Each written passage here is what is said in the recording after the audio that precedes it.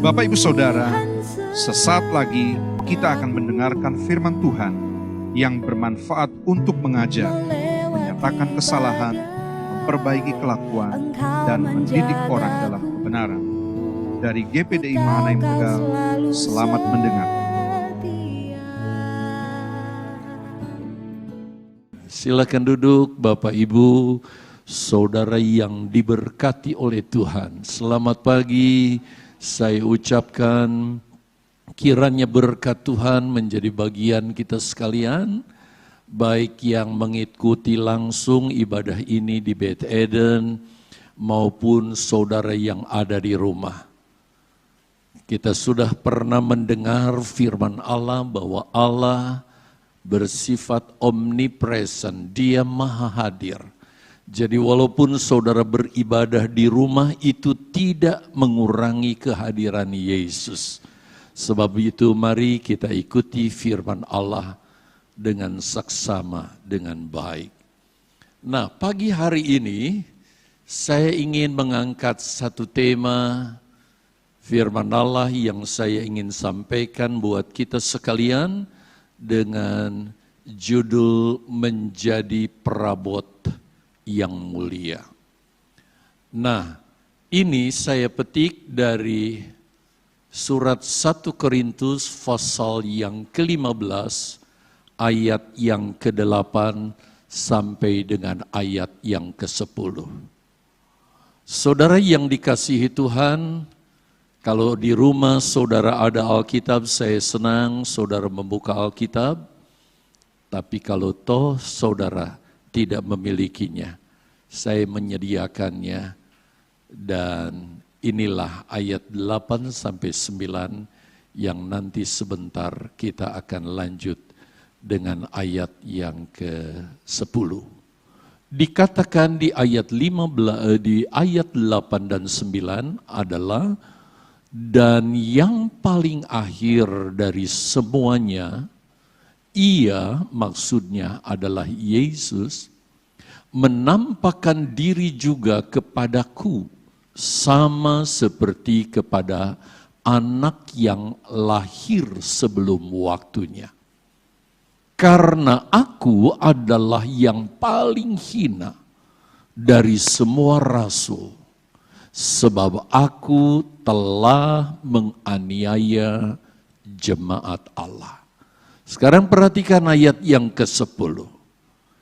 Tetapi karena kasih karunia Allah, aku adalah sebagaimana aku ada sekarang.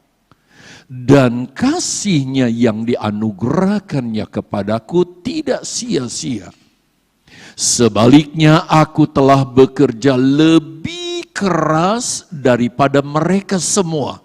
Maksudnya daripada rasul-rasul yang lain. Tetapi bukannya aku, melainkan kasih karunia Allah yang menyertai aku. Demikian pembacaan ayat firman Allah. Saya ingin menjelaskan sedikit latar belakang ayat yang saya baca ini. Sebab mungkin banyak di antara Bapak Ibu Saudara yang setelah membaca ketiga ayat ini, Bapak Ibu masih belum mengerti apa maksudnya. Nah, kalau nanti Bapak Ibu punya waktu di rumah membaca seluruhnya surat 1 Korintus pasal yang ke-15, di sana Rasul Paulus sedang menjelaskan doktrin kebangkitan kepada jemaat di Korintus. Kenapa sampai dia harus menjelaskan pengajaran tentang kebangkitan? Baik kebangkitan sulung yang dialami oleh Yesus dan kebangkitan yang akan dialami oleh orang-orang percaya. Ternyata dari sejak zaman Paulus, Bapak Ibu Saudara, sudah bangkit banyak penyesat-penyesat. Salah satu ajaran yang mereka ajarkan adalah bahwa enggak akan ada kebangkitan. Jadi kalau ada orang mati, nanti yang masuk sorga itu cuma rohnya saja. Tubuhnya tetap di dalam kubur dan orang itu tidak bangkit. Demikian juga ajaran dari agama-agama pagan. Bahkan juga para filsuf mengajarkan tentang hal itu. Itu sebabnya kita melihat bagaimana Rasul Paulus harus menjelaskan tentang pengajaran kebangkitan itu. Itu sebabnya saudara dan saya, kita sekalian percaya bahwa kalau Yesus dibangkitkan, nanti kita juga akan dibangkitkan. Nah, salah satu bukti kebangkitan dari Yesus, Rasul Paulus menjelaskan di ayat yang kelima. Kalau Bapak Ibu membuka Alkitab dan melihat ayat yang kelima, di sana Rasul Paulus menjelaskan tentang saksi-saksi kebangkitan Yesus. Jadi kebangkitan Yesus itu bukan dongeng. Bukan omong kosong, bukan hoax, tetapi benar-benar Yesus itu dibuktikan bahwa dia bangkit karena ada saksi-saksinya. Lalu dia tampilkan saksi-saksinya yang pada zaman itu masih hidup. Antara lain Kefas. Siapa yang dimaksud Kefas? Adalah Petrus. Berikutnya 12 murid Yesus. Walaupun Yudas sudah berkhianat, dia sudah mati, kita yakin dia masuk neraka, saudara. Tapi gelar 12 murid Yesus itu tetap melekat pada diri murid-murid. Dan kita tahu Yesus memilih secara khusus pengganti Yudas. Sebab nanti di kemuliaan di sorga, saudara, peran 12 murid-murid Yesus ini, rasul-rasul ini tetap ada. Berikutnya, dia juga menjelaskan tentang ada saksi yang jumlahnya lebih dari 500 orang pengikut Yesus yang hadir pada saat di mana Yesus mau naik ke sorga. Bahkan dia juga menjelaskan satu nama, yaitu Yakobus. Siapa Yakobus di sini? Adalah saudara Yesus, dalam artian anak dari hasil pernikahan Maria dengan suaminya Yusuf. Pada awalnya Yakobus nggak percaya kepada Yesus. Tetapi ketika melihat Yesus disalib, Yesus dibangkitkan, maka dia percaya kepada Yesus. Dia bahkan menulis surat Yakobus yang pernah kita pelajari. Dan yang terakhir, saksi kebangkitan Yesus adalah di ayat yang ke-8. Rasul Paulus menjelaskan bahwa dialah saksi yang terakhir. Di mana Yesus menampakkan secara pribadi kepada Paulus ketika Paulus sedang berjalan menuju kota Damsyik untuk tujuan membinasakan orang-orang Kristen yang ada di sana.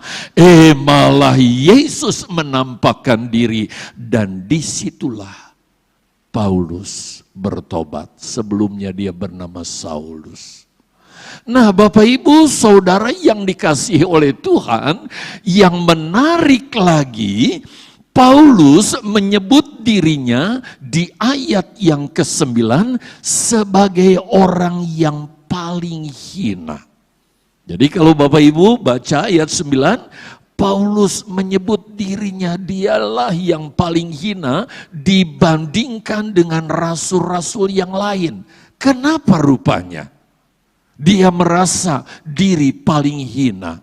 Saudara, tentu semua orang berbuat dosa. Murid-murid atau rasul-rasul lainnya juga berbuat dosa. Seperti Paulus berbuat dosa. Tetapi kenapa Paulus menyebut dirinya sebagai orang yang paling hina?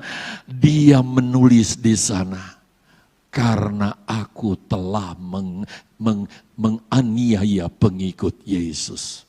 Menganiaya orang-orang Kristen. Dan dia merasakan, saudara, kalau dia boleh berjumpa dengan Yesus, Yesus menampakkan diri kepadanya, lalu dia percaya kepada Yesus, itu bukan karena usaha Paulus, tetapi karena kasih karunia dan belas kasihan kepada Paulus dari Allah yang berbelas kasihan kepada Rasul Paulus. Itu sebabnya mari kita perhatikan lebih jauh. Oleh karena kasih karunia Allah, oleh karena kemurahan Allah, orang yang dulunya menganiaya murid-murid Yesus yang identik dengan menganiaya Yesus, tapi justru dia mendapat belas kasihan Tuhan, mendapat kasih karunia Tuhan. Maka Paulus berkata, dia bekerja lebih keras sehingga dia menjadi seorang rasulnya Yesus yang lebih unggul dibandingkan dengan rasul-rasul yang secara langsung diajar oleh Yesus. Perhatikan baik-baik saudara kalimat ini. Karena kemurahan Tuhan, kesadaran kok Tuhan itu mau menyelamatkan saya. Paulus bukan sekedar jadi orang Kristen, tapi dia melayani Tuhan, dan melayani bukan asal-asalan. Melayani bukan sekedar melayani, apalagi hanya cuma cari duit.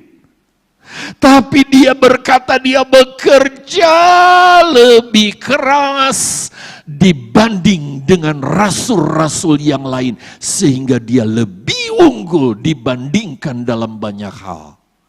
Kalau saudara buka Alkitab sampai kepada Perjanjian Baru, ada berapa buku di sana? 27 buku. Bayangkan dari 27 buku, ada yang bilang 14 ditulis oleh Rasul Paulus, karena termasuk Ibrani. Tapi ada yang terakhir berkata, Ibrani pasti bukan Paulus. Oke deh. Tapi 13 surat dia tulis. Dan itu menjadi pegangan doktrin kita. Karena dia meneruskan ajaran Yesus. Luar biasa. Ada begitu banyak pernyataan rahasia Allah yang dinyatakan melalui tulisan Rasul Paulus yang luar biasa itu. Hal ini memberi pengertian kepada kita. Apa pengertiannya? Yuk, semua lihat dulu ke layar. Tutup dulu catatan saudara. Supaya saudara mengerti ini. Apa yang dikemukakan oleh Paulus? Harusnya ini jadi rema buat kita. Semakin kita menyadari betapa besar kasih karunia Tuhan Yesus akan kepada hidup kita, atas hidup kita, perhatikan saudara, kita akan semakin berusaha keras. Bukan malas-malesan, bukan kalau disuruh-suruh baru melayani. Kita sadar sendiri, kita akan bekerja sekeras-kerasnya. Bukan karena dilihat orang, bukan karena dinilai, bukan karena ada jemaat. Kita akan semakin berusaha keras melayani, memberi lebih bagi Tuhan dan pekerjaan Tuhan. Jadi nggak akan ada yang gaya bosi, berlagak bos begitu. Cari image, cari muka. Maka jemaat juga akan melayani dengan sebaik-baiknya sesuai dengan potensinya kalau dia benar-benar sadar bahwa dia diselamatkan karena kasih karunia Tuhan. Pegang ini baik-baik. Jadikan ini kuat di dalam diri kita. Jadi kalau ada orang yang melayani asal-asalan, kita bisa menilai, oh orang itu kurang menghargai kasih karunia Tuhan. Tapi kalau dia menghargai kasih karunia Tuhan, kepala jadi kaki, kaki jadi kepala pun dia mau. Bahkan menyerahkan nyawanya pun dia bersedia bagi Yesus. Semua bilang amin. Ya ampun. Semua bilang amin. Mentang-mentang COVID. Amin. Amin. Oke.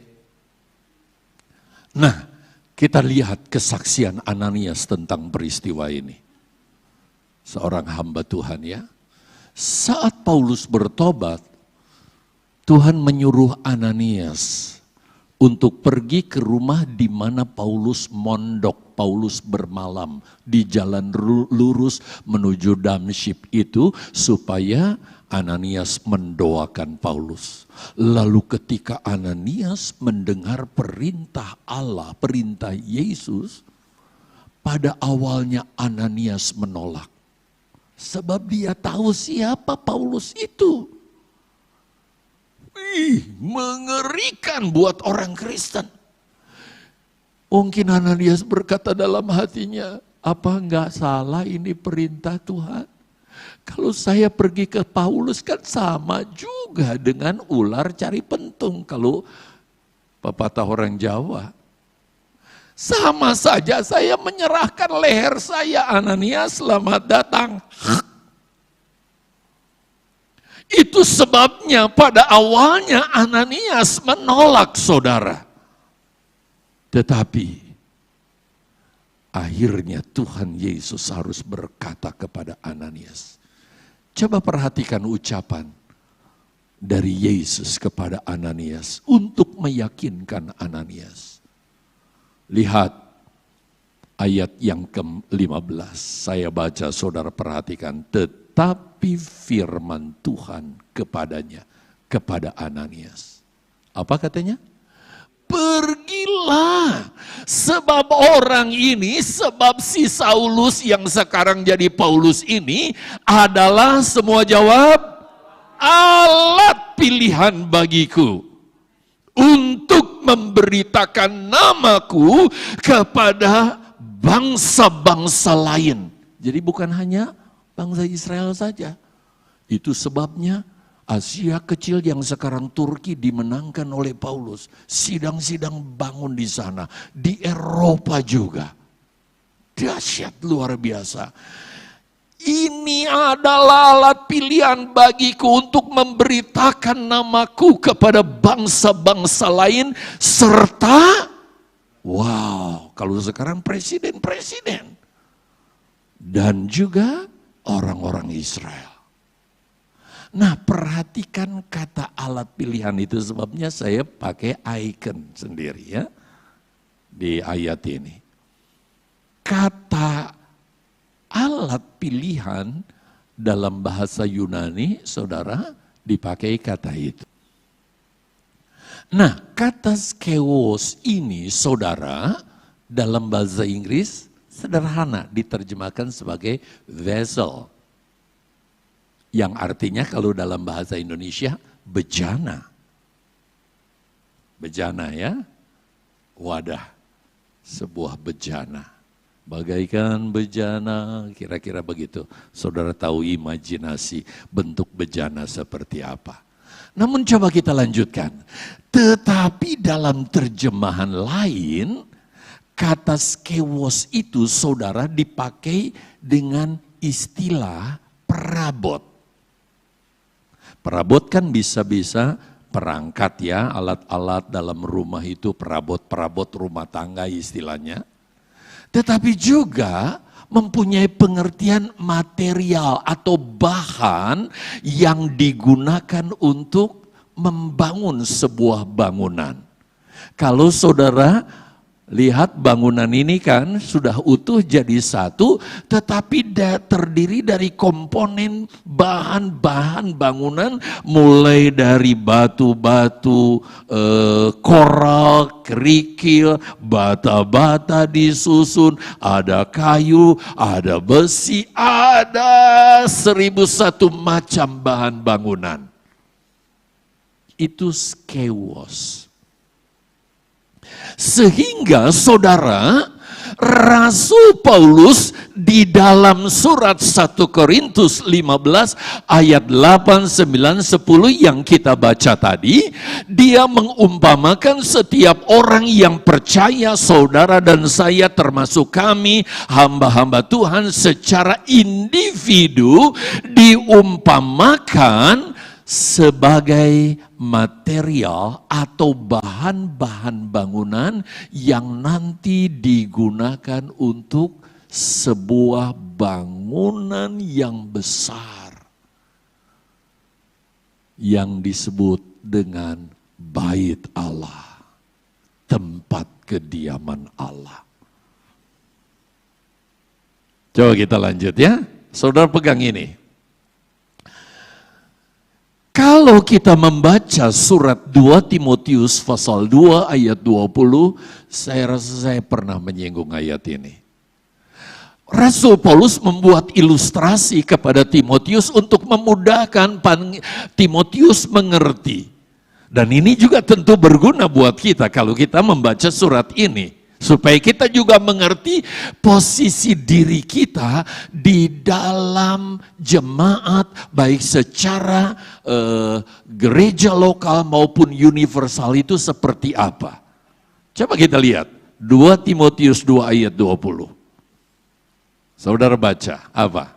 Dalam rumah yang besar. Rumah yang besar bisa berbicara gereja lokal seperti GPDI Mahanaim. Tapi bisa juga gereja secara universal yang digambarkan dengan tubuh Kristus, mempelai wanita Kristus, rumah yang besar. Paulus katakan dalam rumah yang besar bukan hanya terdapat apa? Perabot dari emas dan perak. Melainkan juga dari apa? Kayu dan tanah. Yang pertama yaitu emas dan perak dipakai untuk maksud yang mulia. Saudara mau dipakai untuk maksud yang mulia atau? Pasti kita kepingin. Dan yang terakhir yaitu kayu dan tanah dipakai untuk maksud yang, saudara mau jadi yang kurang mulia? Wah, kalau bisa yang mulia dong. Kita mau ingin yang mulia, tapi enggak gampang. Ayo kita lanjutkan dulu. Nah, kata perabot di ayat ini bisa diartikan tadi, vessel, peralatan dalam rumah tangga. Di rumah saudara ada peralatan apa saja?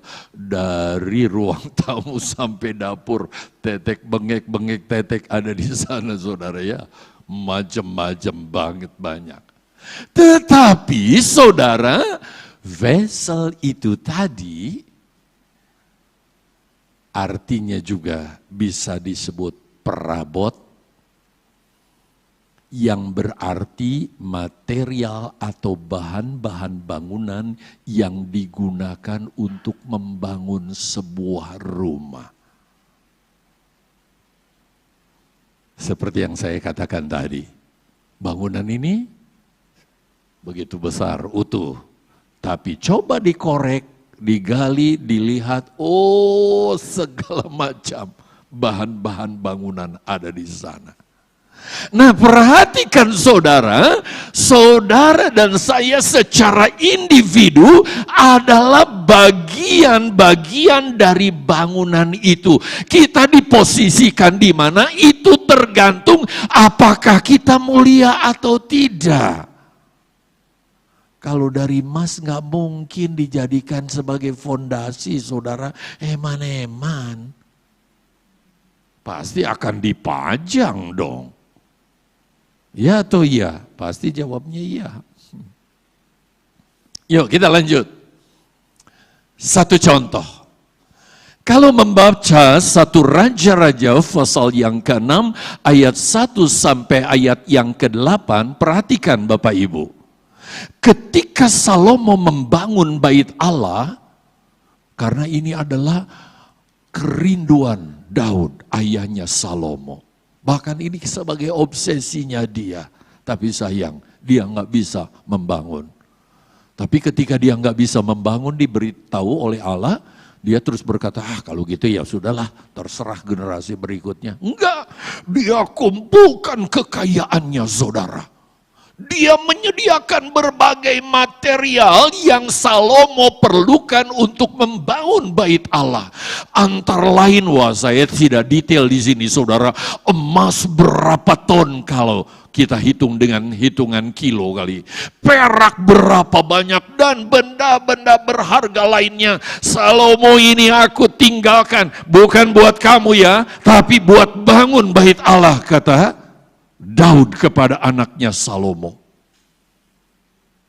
Nah, apabila ini kita hubungkan dengan bait Allah secara rohani, coba kita perhatikan saudara. Maka, yuk kita lihat. Saya kaitkan dengan 1 Korintus 6 ayat 19. Bahwa secara individu, tiap-tiap individu, saudara-saudara itu berharga loh di hadapan Tuhan. Sebab itu jangan isi dengan yang bukan-bukan. Apalagi isi yang buat gedek-gedek lah, ngerokok lah. Apalagi sampai macam-macam ya, minuman keras. Secara individu setiap orang percaya disebut sebagai bait Roh Kudus, baitnya Allah. Karena saudara kita adalah komponen. Mulai dari yang terkecil sampai yang terbesar. Itu sebabnya kalau ini dilanjut saudara dengan 1 Korintus 3 ayat yang ke-16. Tidak tahukah kamu, kata kamu di sini bukan berarti orang pribadi. Tetapi jemaat Korintus ketika berhimpun.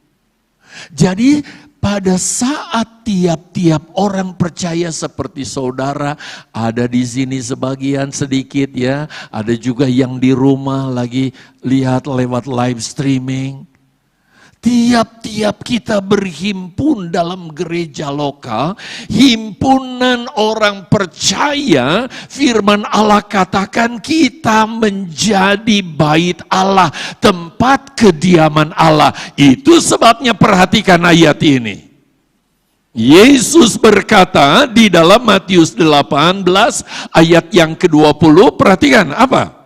Sebab di mana 2 atau 3 komponen itu ngumpul. Individu anak-anak Tuhan, perabot-perabot dari sebuah bangunan itu ngumpul. Karena mendasari di dalam nama Yesus. Maka Yesus hadir karena itu jadi bait Allah buat Yesus. Jadi Yesus nggak hadir karena bangunannya, tapi Yesus hadir karena himpunan umat Allah itu. Itu sebabnya entah saudara kumpul di rumah yang maaf bicara sederhana, bahkan mungkin di pinggir sungai saudara rumahnya mau rewot, 2-3 orang berhimpun di sana, yang Tuhan pandang bukan bangunannya, tetapi komponen anak Tuhan itu. Yang membangun bait Allah, membentuk bait Allah, dan kesanalah Allah hadir. Wow, luar biasa saudara. Ini yang saya katakan tadi. Jadi saudara yang ada di Betheden percaya Yesus ada di tengah kita? Karena kita adalah baitnya. Bukan Betheden ini baitnya. Kalau kita bubar, apakah Yesus di sini? Halo siapa? Nggak ada orang ya? Enggak, dia nggak hadir di bangunan. Dia hadir karena saudara dan saya. Itu sebabnya Bapak Ibu di rumah jangan kecewa kita belum bisa berhimpun. Yesus ada karena 2-3 orang. Papa, mama, 1 anak kumpul menyaksikan atau ikuti ibadah dan dengar firman Allah. Di sana Yesus hadir. Ayo kita lebih lanjut. Tiap-tiap individu orang percaya seumpama perabot material, yaitu bahan bangunan, baik bentuk dan kualitasnya berbeda-beda yang satu dengan yang lain. Seperti batu kan beda dengan bata, besi beda dengan bata, kaca beda dengan bata, jendela beda dengan tembok. Ada yang berkualitas emas, perak, batu permata atau benda-benda mulia lainnya, tetapi ada juga yang berkualitas kayu dan tanah liat. Saudara mau yang mana sekali lagi? Saya kepengen yang jadi emas. Batu permata, minimal perak. Tetapi saudara perhatikan, kualitas kita ini bukan sebagai nasib karena Tuhan dari sononya sudah menentukan saya begini. Tidak. Coba lihat catatan ini. Kualitas kerohanian kita. Cermati baik-baik, apalagi hamba-hamba Tuhan. Diaken, penatua, pelayan-pelayan kakak kati di rumah ya. Pelayan-pelayan wadah. Kualitas kerohanian kita itu bergantung, kualitas nilai kita di hadapan Tuhan itu bergantung bagaimana cara hidup kita, pengabdian kita, pelayanan kita, pengiringan kita, korban kita, kasih kita, kesetiaan kita, dedikasi kita. Waduh, masih banyak yang lain saudara.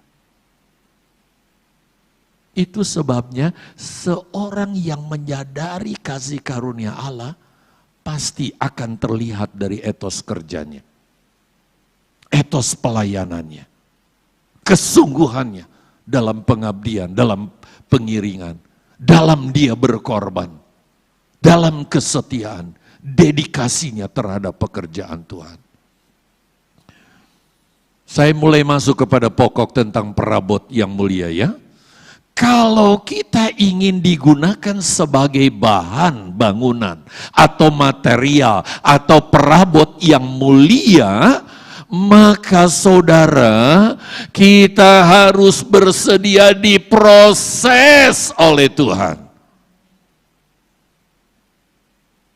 Kita harus bersedia diproses oleh Tuhan.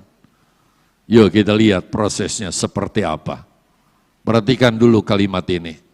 Sebab rumah Tuhan, bait Allah harus dibangun dari perabot atau bahan bangunan atau material yang benar-benar berkualitas. Sedangkan kalau saudara bangun rumah saja dan saudara punya dana, saudara nggak akan mungkin mau pakai bata bekas, besi bekas, genteng bekas. Apalagi kayu yang udah dimakan rayap. Pasti saudara akan beli bahan-bahan yang berkualitas. Karena ingin bangunan rumah saudara nanti adalah bangunan yang benar-benar berkualitas. Apalagi baitnya Tuhan. Apalagi tempatnya kediamannya Tuhan. Itu sebabnya saudara, ada proses untuk menjadi perabot yang mulia. Ada beberapa proses yang akan kita pelajari ya. Proses itu antara lain mari kita perhatikan. Yang pertama, saya ajak saudara kembali ke surat 2 Timotius tadi. Tadi kita baca pasal 2 ayat yang ke-20, sekarang kita baca ke ayat berikutnya.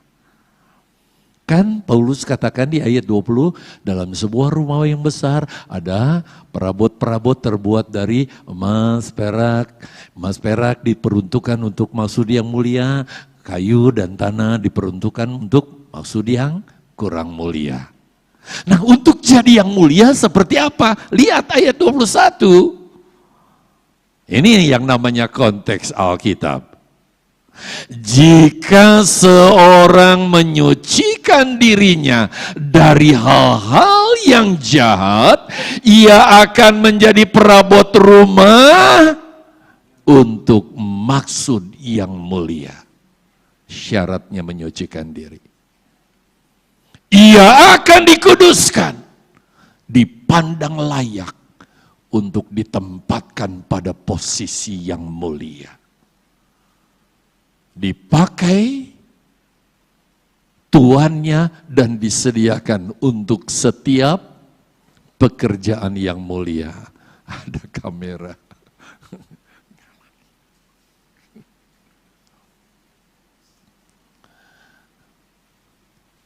Allah menyediakan bagi umat manusia jalan untuk kita menjadi perabot yang mulia.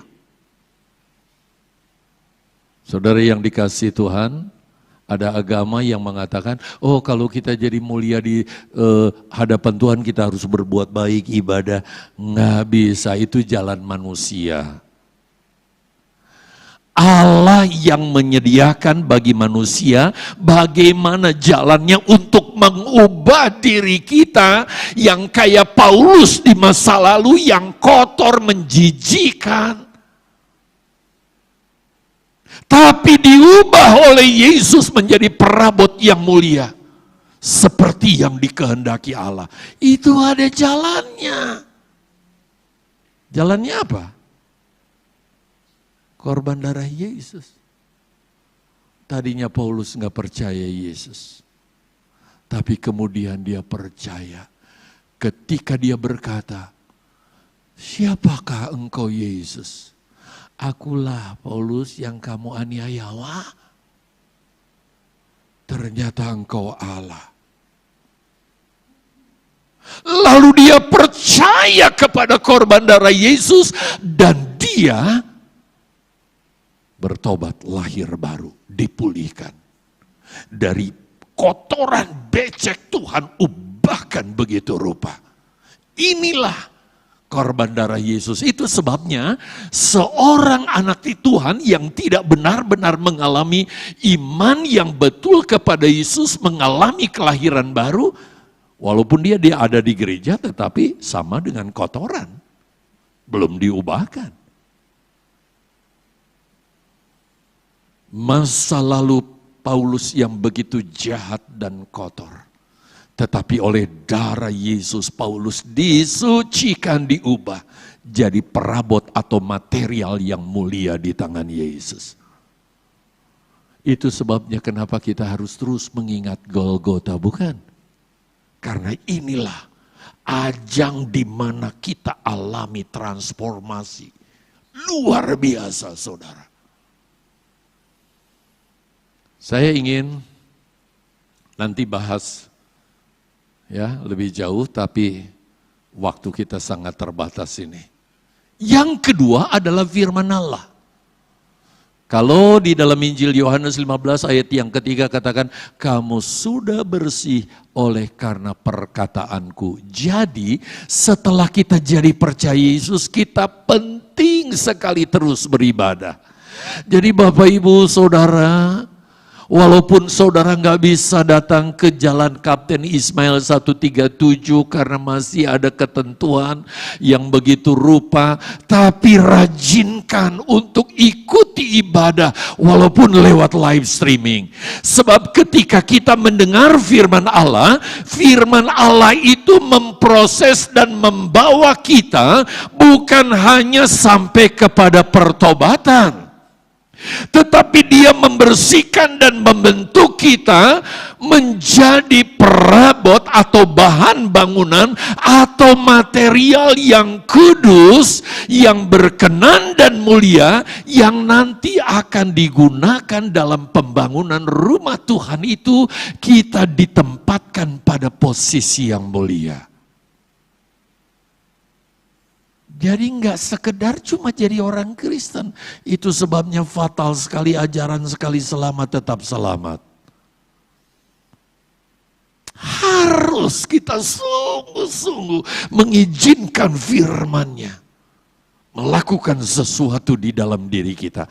Nanti untuk poin kedua ini saya akan tekankan di materi berikutnya ya. Nanti kita lihat dulu. Kita pindah dulu ke yang ketiga. Jangan lupa kita juga membutuhkan kuasa Roh Kudus dalam diri kita. Tetaplah berdoa di mana saja kita berdoa. Dan mustahil Roh Kudus akan memenuhi saudara. Kenapa? Karena Roh Kudus adalah penolong yang diutus Tuhan untuk mengingatkan kita akan firman Allah. Supaya kita mampu terus menjaga diri kita kudus karena kita sadar ini perabot nggak boleh dipakai sembarangan. Manusia itu gudangnya lupa, saudara. Ketika di gereja amin, amin, haleluya, talakoni, kiyowish, keluar lali, lupa. Tapi Roh Kudus kasih kerentak di hati. Iya Tuhan, terima kasih Tuhan. Iya, saya keliru kalau begitu ya. Perlu Roh Kudus, sangat diperlukan Roh Kudus. Dengan lain kata, perhatikan ini. Roh Kudus memberi kemampuan kita untuk menjaga kemuliaan Kristus itu tetap terpelihara utuh di dalam diri kita. Jangan sampai dia meninggalkan kita. Lagi ngomong, nggak sadar kita sudah masuk perangkap ngomongin orang lain, jelekin orang lain. Lihat sesuatu bisa merusak pikiran hati kita. Tapi Roh Kudus, dia penolong kita.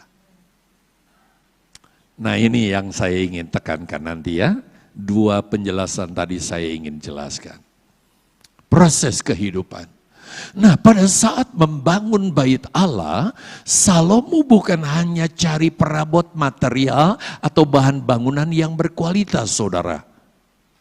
Tetapi Salomo juga memakai tukang-tukang yang ahli untuk memproses perabot yang bahan-bahannya bernilai ini.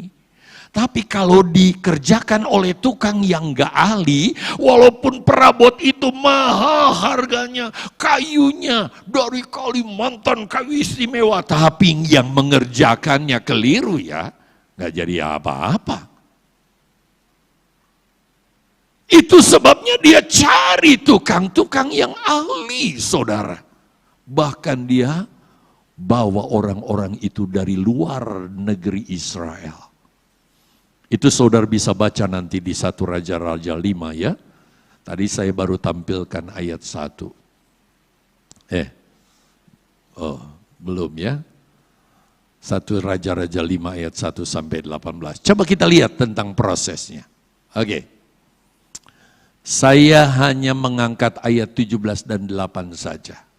Supaya saudara tahu bahwa Salomo enggak pakai orang-orang yang sembarangan dalam memproses perabot-perabot itu. Coba kita perhatikan.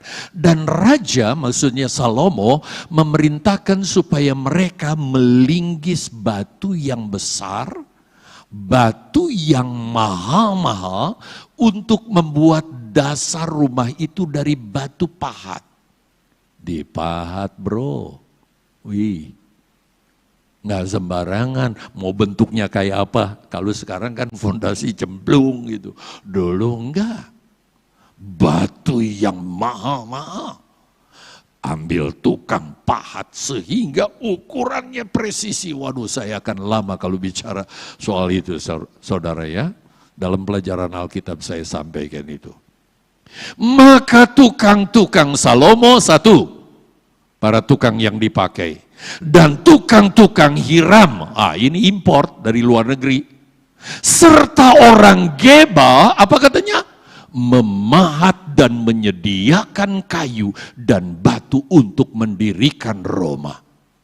Jadi bukan hanya bahannya saja mahal, tapi tukang yang memprosesnya itu ahli, saudara. Enggak kaleng-kaleng, enggak ece-ece, enggak sembarangan. Saya sengaja angkat 3 tukang itu. Ada 3 macam tukang yang Salomo pakai. Untuk mulai dari membuat fondasi sampai bagian yang paling utama dan terpenting, saudara. Yang ditempatkan di tempat-tempat mulia. Yang pertama tukang Salomo. Siapakah yang dimaksud tukang Salomo? Jadi di Israel juga ada orang-orang ahli. Tukangnya Salomo, hebat. Nah kira-kira kalau di gereja tukang Salomo ini siapa? Gambaran siapa? Yosef Priyono, Hani Paulus, Gideon, Simon, Cornel, Melki, dan sebagainya. Yosminander juga. Hamba-hamba Tuhan. Dipercayakan di GPDI Mahanaim. Dilibatkan sebagai staf pelayanan. Untuk apa? Menempa jemaat dengan firman Allah. Seharusnya ayat-ayat ini saudara dibaca dahsyat. Sebab itu jemaat please. Kalau dengar khotbah yang keras tuh jangan nyinyir, jangan adu baperan gitu. Gak mau ke gereja lagi. Itu adalah sebuah proses untuk saudara. Jadi pendeta-pendeta jangan kompromi. Dosa is dosa. Kesalahan is kesalahan. Tegur. Perbaiki, sampaikan firman Allah apa adanya. Kita merekayasa firman Allah sama dengan merekayasa miliknya Tuhan, dosa. Nanti di rumah baca ya Galatia. Dengar jemaat, termasuk hamba-hamba Tuhan. Jangan kita kagum dengan khotbah. Wih, khotbahnya hebat, keren lu. Aku jadi mengerti lu. Aduh, bagus sekali khotbahnya, jelas katanya. Nggak salah. Tapi apa artinya khotbah bagus, menarik, aku mengerti, nggak dipraktekkan. Firman Allah seperti apa katanya salah satu? Palu. Apakah palu itu sudah ketok saudara yang menceng-menceng diketok gitu? Saudara izinkan palu itu yang paling penting. Kalau firman Allah itu seperti pedang, apakah pedang ini bagus ya, tapi kita berantakan? Bereskan yang gak beres itu, tebas itu, potong itu. Firman Allah seperti apa lagi? Banyak. Rempelas, gosok, aduh, sakit. Tapi licin bro. Itu yang penting, bukan mengagumi firman Allah hebat, bagus, aku senang, aku gini. Praktekan, biar pengerja yang khotbah, kita setengah-setengah mengerti. Tapi ketika firman Allah itu kena, itu memperbaiki kita. Baru orang itu akan jadi perabot. 50 tahun, 100 tahun kita berjemaat kalau firman Allah cuma dikagumi. Itu tidak menghasilkan apa-apa buat kita. Tidak menghasilkan apa-apa buat kita. Hargai tukang Salomo. Tukang Hiram, baru saya munculkan. Kalau saudara baca 1 Raja-Raja 5 ayat 1, Hiram ini adalah konconya Salomo, sahabat Salomo, kenal dengan baik. Itu sebabnya saya tulis di situ. Ini bisa berbicara teman seiman, sahabat dekat, rekan kerja, rekan sepelayanan, relasi kita, kenalan dekat. Jangan lupa mereka juga seringkali dipakai oleh Tuhan untuk menempa kita, untuk menggosok kita. Jadi kadang-kadang teman kita sendiri saudara bisa, mungkin, aduh kok pria amat dia ngomong. Sadar saudara, kalau memang itu dari Tuhan, adalah baik untuk memproses kita. Ingat khotbahnya Yosef, Amsal 27 ayat 17, besi menajamkan besi. Kadang-kadang saudara juga jadi besi yang menajamkan saya. Saya nggak bisa nyinyir. Jadi terima apa yang membentuk kita. Jangan terus kita musuhi orang itu. Sehingga persahabatan, rekan sepelayanan tetap bisa berjalan. Tapi lihat, dalam kurung apa? Dalam kurung apa? Seringkali kita nggak mau. Tersinggung. Ingat kesaksian saya dulu, ada orang bilang, jelek banget bangunannya. Sebenarnya itu adalah pahat buat dia. Nanti kalau begitu, kalau saya lakukan lagi, saya harus buat yang terbaik. Kalau perlu minta saran. Tapi ini terus dia jadi kelepek. Nggak tahu kemana lagi sekarang. Sayang. Padahal dia sedang dibentuk oleh tukang hiram. Tapi sayang, dia menolak. Dia nggak mau terima. Nggak ada haleluyanya nih. Kadang-kadang kita hamba Tuhan juga, ketika ada sesuatu, mungkin dari orang yang kita anggap, bayangkan saudara, ingat nggak waktu Daud nyebrang Sungai Kedron? Siapa yang ngeledek dia? Si Mei. Simon bilang si Mei.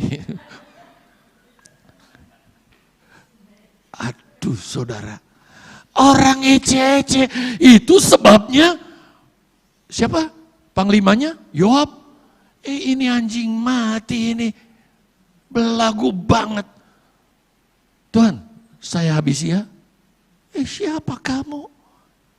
Mungkin Tuhan berfirman, untuk perbaiki saya, untuk asa saya, untuk pahat saya, untuk rempela saya. Yuk sekarang dalam beribadah, kita bersikap positif dalam segala hal. Gereja ini akan kokoh kuat, terbangun dengan sungguh-sungguh. Ini harus terjadi dalam kekristenan kita. Kalau kita mau dipakai jadi perabot. Belum lagi ketemu ini orang Gebal. Siapa orang Gebal? Oh banyak saudara keterangan tentang Gebal. Tapi saya lihat saja di Mazmur 83. Kalau saudara baca mulai ayat 1 sampai semua seluruh perikop. Judul perikopnya itu Gebal adalah musuh. Nanti pelajari ya. Saya tanya, apakah orang Kristen boleh punya musuh? Oh, enggak bro, enggak boleh dong. Kalau ada musuh, Yesus ajar apa? Kasihi. Jadi enggak ada musuh sebenarnya. Musuh kita bukan manusia, tetapi menurut Efesus 6 ayat 12, penguasa di udara, mulai dari dedengkotnya sampai anak buahnya. Namun demikian, si iblis ini, dia bisa pakai siapa saja, orang-orang di sekitar kita, baik yang Kristen maupun non-Kristen. Tapi ketika hatinya dikuasai oleh roh antikris, kadang-kadang Tuhan izinkan untuk membentuk kita agar kita jadi mulia. Jangan heran kalau meterai yang kelima, aniaya, mulai terjadi. Jangan takut lewat pengalaman itu. Gereja sempurna harus lewati ini. Kita akan menjadi perabot yang mulia. Kadang-kadang orang-orang di sekitar kita, Tuhan izinkan menempa kita. Tapi apakah kita bisa ketika dia menampar pipi kanan kita, kita kasih pipi kiri. Ketika dia memberi racun, kita kasih dia madu. Supaya wajah Kristus nampak di dalam kehidupan kita. Itu yang Tuhan inginkan lewat proses ini. Perhatikan catatan ini. Seringkali ini terjadi di luar pemikiran kita. Tetapi kalau Tuhan izinkan hal ini terjadi dalam hidup kita, sebenarnya Tuhan sedang membentuk kita. Apakah kita bisa mengasihi musuh kita? Musuh maksudnya, kelebihan S. Jadi ketika saudara dihadapi dengan tantangan ini, termasuk saya, seringkali kan kita bela diri, sayang diri, malah jadi benci kepada dia. Kita ceritain, kita jelekin, padahal apakah kita bisa membalas kepada dia dengan kasih? Nah, baik, sekarang tentang perabot yang mulia. Dikaitkan dengan diri kita secara individu adalah perabot yang mulia, nanti kita bergabung dengan gereja yang sama-sama mulia, menjadi gereja yang mulia, mempelai Kristus, seperti apa keadaannya. Yuk, kita mulai dari ayat 21. Saya tulis ayatnya, karena ini perlu penjelasan ya dengan melihat ayat. Lalu aku melihat, Yohanes melihat dalam penglihatan di Pulau Patmos ya, langit yang bumi dan bumi yang baru. Langit yang baru dan bumi yang baru. Kenapa? Sebab langit yang pertama dan bumi yang pertama telah berlalu dan laut pun tidak ada lagi. Saudara lihat ke caption semua, termasuk yang di rumah, perhatikan.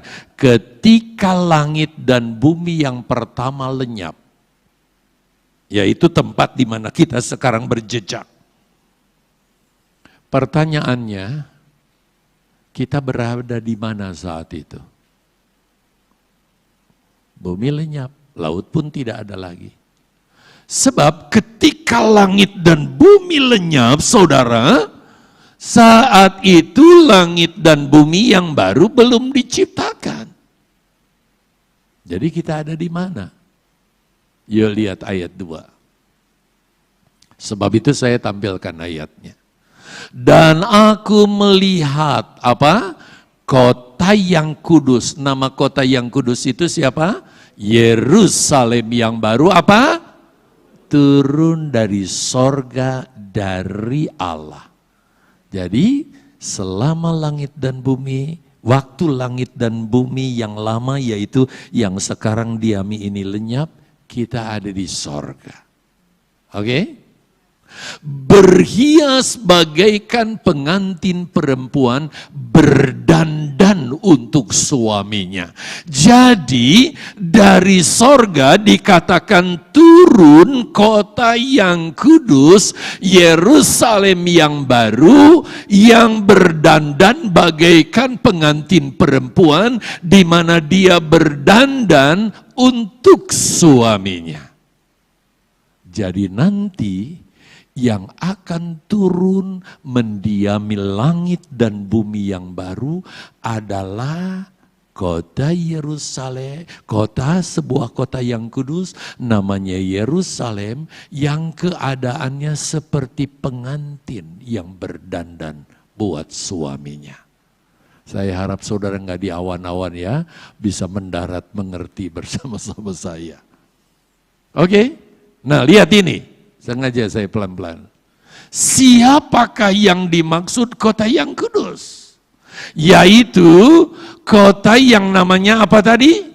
Yerusalem baru. Siapa yang dimaksud? Apakah ini kota beneran? Kota kayak kota Tegal turun begitu? Halo?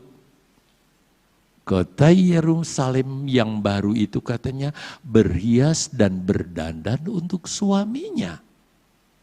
Jadi kota ini adalah mempelai wanita kan berarti?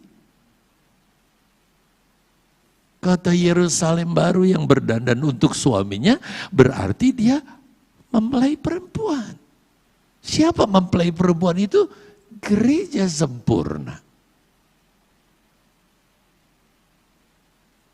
Pengikut Yesus yang sejati. Itu istilah jemaat Tegal, bukan? Terus, ayo lihat lagi ke caption. Dan suaminya mempelai laki-laki, tidak lain siapa dia? Tuhan Yesus Kristus.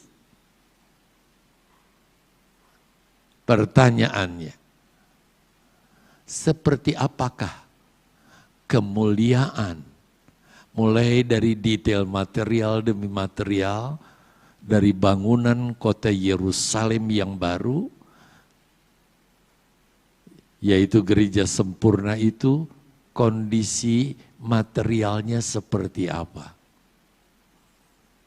Nah, perhatikan saudara, kalau saudara baca ayat 29, lebih dijelaskan di sana. Maka datanglah seorang dari ketujuh malaikat yang memegang ketujuh cawan yang penuh dengan ketujuh malapetaka terakhir itu. Lalu ia berkata kepadaku, berkata kepada Yohanes katanya, marilah ke sini, aku akan menunjukkan kepadamu siapa? Pengantin perempuan, mempelai anak domba, yang tidak lain adalah mempelai wanita Kristus, Yesus. Dikasih tunjuk di ayat 9. Kondisinya seperti apa? Sebenarnya ayat 10 kita bahas, 11 kita bahas, 12 kita bahas.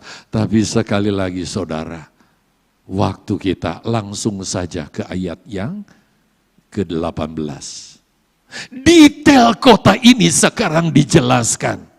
Kota Yerusalem yang turun yang tidak lain itu bukan kota dalam artian secara harafiah, yaitu tetapi gereja sempurna, istri mempelai laki-laki, istri dari mempelai Kristus, yaitu gereja sempurna. Kondisinya seperti apa? Saya cuma ngambil satu ayat saja ini. Tembok itu terbuat dari, stop sampai di situ. Jadi kalau saudara kepengen jadi bagian tembok kota itu saja, saudara harus jadi seperti permata yaspis. Kualitas saudara. Saudara ada di udara atau mendarat bersama saya, bisa mengerti, bisa ikuti? Kalau kita nggak mau diproses, ya mana mungkin jadi mempelai Kristus? Untuk jadi tembok aja saudara, sebab gereja sempurna yang digambarkan kota itu, temboknya saja permata yaspis, bro. Saudara, orang kaya belum tentu bisa beli permata yaspis. Saking mahal.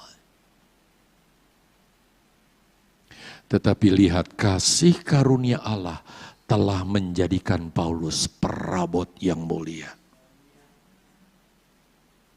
Dulu siapa? Tanah lumpur dia menjijikan. Diangkat, dia rela diproses. Matinya juga dipenggal kepalanya saudara. Tapi kalau dia jadi tembok, dia kualitasnya permata yaspis. Yes, kalau jadi batu aja fondasi, udah terima kasih Yesus. Dan kota itu sendiri dari nggak ada sanga. Murni semurni-murninya. Wow. Sayang ya, waktunya. Satu lagi dah, ayat 21. Kota itu katanya, dan ke-12 pintu gerbang itu adalah 12 mutiara. Perhatikan, setiap pintu gerbang terdiri dari satu mutiara, dan jalan-jalan kota itu, jalannya aja Mahanaim dari apa jalannya? Gereja sempurna yang digambarkan kota. Jalannya aja Mazmur nih. Pintu gerbangnya dari 12 mutiara. Sebab kota ini 4 persegi, saudara. Setiap sisi ada 3 pintu. Utara 3, selatan 3, timur 3, barat 3. 12. Satu pintu, satu mutiara. Saudara, gereja mana yang pintunya kayak GPDI Mahanaim? Wow, saudara. Tinggi banget kan? Saya nggak bisa bayangkan nanti pintunya kalau digambarkan pintu setinggi apa. Mutiara untuk dapatkan secuil begini, saudara. Si mutiara itu menderitanya bertahun-tahun. Apalagi kalau saudara pernah ke Lombok, saya pernah ke sana. Jadi para perajin apa ya, petambak atau apa itu. Dia sengaja isi pasir di kerang itu, saudara. Dan katanya pasir itu membuat dia kesakitan. Lalu untuk menutupi rasa sakit itu dia menangis, mengeluarkan cairan, menutup. Sampai akhirnya segede begini. Bang, ini berapa bang harganya? Ya murah bu, 1,2 juta. Saya upil gini. Gimana kalau pintu itu seutuhnya, saudara, adalah mutiara? Kalau katakanlah tingginya, jangan sepintu Mahanaim yang tingginya wow itu. 4 meter aja. Berapa lama itu mutiara menderita, menangis. Berapa lama saudara menangis di kaki Tuhan? Belum teraniaya.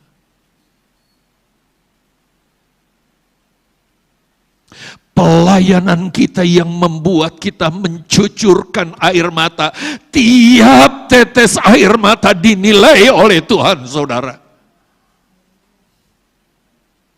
Kita masih mau perhitungan dengan Tuhan. Masalah doa.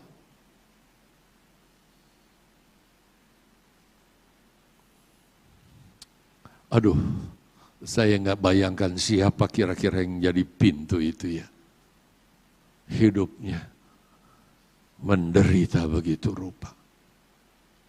Tapi penderitaan katanya ditampung di dalam bokor Tuhan dan Tuhan menilai itu.